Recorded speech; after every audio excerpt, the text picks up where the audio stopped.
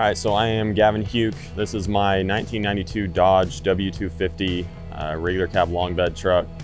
This has been in my family for, I would say, since the late 2010 area, 2010, 2012, somewhere around there.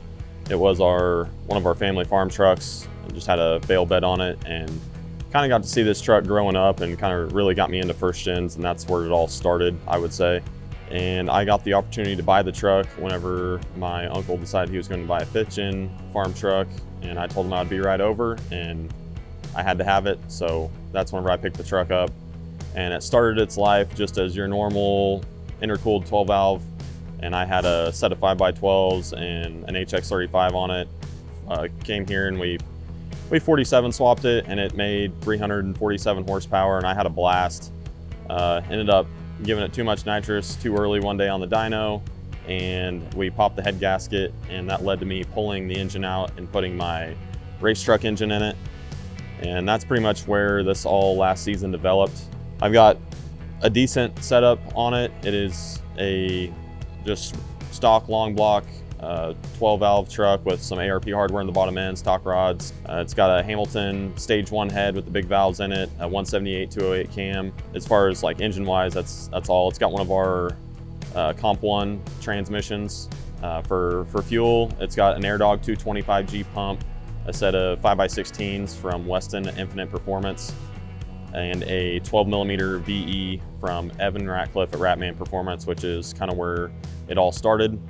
Everybody has been chasing power with a VE, and nobody done a very good job of it, and I got the opportunity to use the dyno here a lot. I've got like 148 dyno rips on this dyno, and it takes a lot to be able to dial one of these trucks in, and we ended up doing it for air. I've got a On3 2nd gen intercooler shoved in it, and the time of it making the numbers that it did and the times that it did, it had a 6268 T314 on the manifold, just a regular little S300, and a 98mm GT55 out front with a nice tile V-band housing on it with a 45mm Turbo Smart wastegate on the manifold. It has 2 kits nitrous on it. It's just got all of it from Nitrix Express. It's got a 375 solenoid and a 15300. And down the track on fuel only, it's been 714 at 96 miles an hour on the street tires, full 5,640 pounds. The truck runs pretty well. Fuel only number, the best has been 760 horsepower. It's done 1200.2 on a single 136 and a 99 jet. So we ended up cracking the old block, and I've dropped a stock 145-degree engine in it, and that's the way it's going to depart here. Hopefully we have plans in the future of putting a 6.7 sleeve down block in it and not being worried about cracking it and running it down the drag strip at full tilt, hopefully with nitrous on board as well, and see if we can't.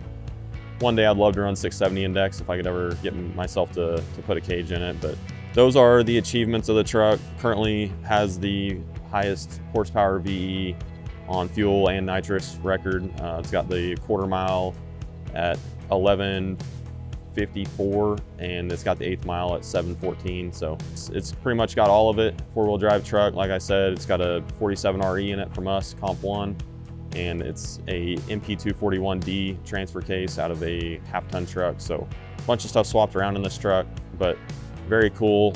Has an AEM CD5 data logger that we wired up with a bunch of Rife sensors, and one of our Anteater Pro trans controllers, and that's kind of the whole recipe for it and why it works so well. And yeah, that's the truck essentially.